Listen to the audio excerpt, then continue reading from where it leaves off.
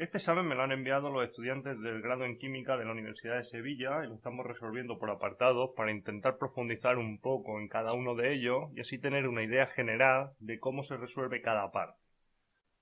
En este vídeo vamos a pasar ya a la parte de cálculo, en particular vamos a resolver el ejercicio 2, en el cual nos preguntan por la resolución de 3 límites dobles.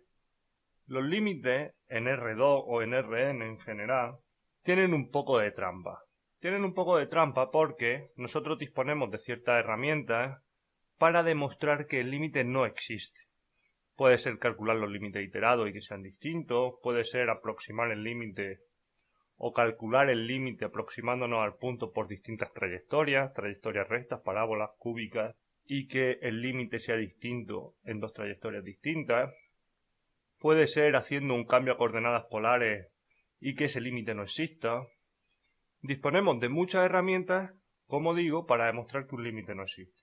Sin embargo, que obtengamos un resultado para el límite con todas estas herramientas, es decir, que los límites iterados sean iguales, que las trayectorias den todas el mismo límite, que el límite en coordenadas polares exista. Todo esto no garantiza que el límite realmente exista, pero lo que sí nos da es el candidato al límite. Demostrar que el límite existe hay que hacerlo bien por la definición de Cauchy o bien utilizando el criterio del mayorante, que bajo mi punto de vista es la opción más sencilla. Con estos tres ejercicios vamos a poder ilustrar un poco cómo funciona esto. Vamos a empezar a resolver el A.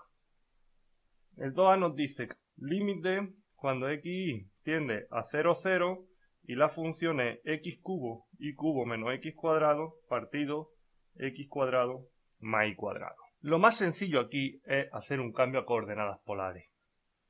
Cuando nosotros tenemos suma y resta y además los exponentes pues no cuadran así mucho para poder sacar un factor común, lo más sencillo es hacer un cambio a coordenadas polares. Sería x igual a rho coseno de alfa y igual rho seno de alfa. Entonces sería lo mismo que calcular el límite y cuando x tiende a 0, 0, sustituimos, tendríamos rho cubo coseno cubo alfa, rho cubo seno cubo alfa menos rho cuadrado coseno cuadrado alfa partido rho cuadrado coseno cuadrado alfa más rho cuadrado seno cuadrado alfa. Simplificamos esta expresión. Al simplificar esta expresión tenemos rho cuadrado factor común, coseno cuadrado más seno cuadrado vale 1, por lo tanto se nos queda el límite cuando x tiende a 0, 0, abajo vamos a tener un rho cuadrado y arriba tenemos rho elevado a 6 y rho cuadrado. Tiene un rho cuadrado factor común. De donde aquí se quedaría un rho elevado a 4 coseno cubo alfa seno cubo alfa menos coseno cuadrado alfa. El rho cuadrado y el rho cuadrado se van y si sustituimos la x y 0, a ver, esto está mal, esto ya al hacer el cambio a polares no es x a 0 sino rho a 0, rho a 0. Si sustituimos rho a 0, este término de aquí desaparece, 0 por lo que sea es 0 y se nos queda menos coseno cuadrado de alfa. Que esto es una función que depende de alfa, por lo tanto el límite no existe.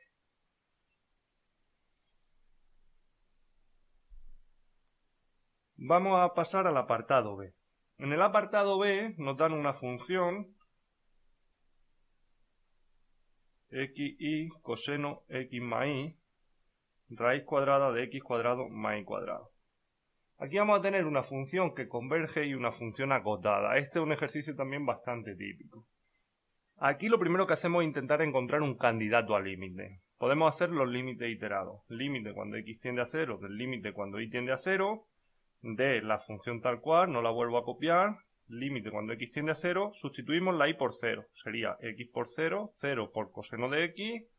Y aquí la y vale 0, raíz de x cuadrado. Sería el límite cuando x tiende a 0 de 0, 0 por lo que sea vale 0, que vale 0. De la misma forma, límite cuando y tiende a 0 del límite cuando x tiende a 0 de f de x, tenemos límite cuando y tiende a 0, sustituyo ahora la x0, 0, coseno de y, raíz de y cuadrado. 0 por lo que sea es 0, límite cuando y tiende a 0, de 0 vale 0. Esto no significa que el límite sea 0, Significa que el candidato al límite es el 0.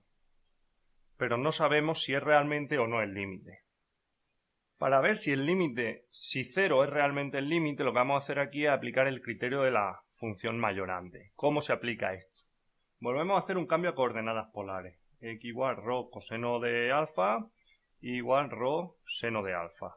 Entonces, la función en coordenadas polares menos el valor del límite tiene que ser menor o igual que cierta función que dependa solo de rho. Pues vamos a hacer esto, simplificamos y vemos a ver si lo podemos dejar en función de una expresión de esa manera. Sustituimos. Sería rho coseno alfa, rho seno alfa, coseno de rho coseno alfa más rho seno alfa, partido raíz de rho cuadrado coseno cuadrado alfa más rho cuadrado seno cuadrado alfa, menos 0. Igual. Vamos a intentar simplificar esto. Aquí tenemos rho cuadrado, factor común. Coseno cuadrado más seno cuadrado vale 1. Raíz de rho cuadrado es rho. Por lo tanto, rho cuadrado, coseno alfa, seno alfa, coseno rho coseno alfa más rho seno alfa, partido rho. Un cuadrado de ahí, un cuadrado de ahí se va. Entonces, nosotros esto lo podemos escribir como rho por coseno alfa por seno alfa por coseno de rho coseno alfa más rho seno alfa. Y esto es menor o igual que rho. ¿Por qué? Porque esta función es menor o igual que 0, menor o igual que 1, es una función acotada. El seno y el coseno son funciones acotadas entre menos 1 y 1. Entonces esta función es menor o igual que 1 y esta es menor o igual que 1. Rho por 1 por 1 por 1 menor o igual que rho. Y obviamente rho tiende a 0. Por lo tanto, el límite que nos estaban pidiendo de x 0, 0 de esta expresión, x coseno x más y raíz x cuadrado más y cuadrado, es el valor, el candidato que teníamos. Hemos confirmado que sí es el límite. En el C nos dan una función límite cuando x tiende a 0, 0, x y cubo partido x cuadrado más y elevado a 6.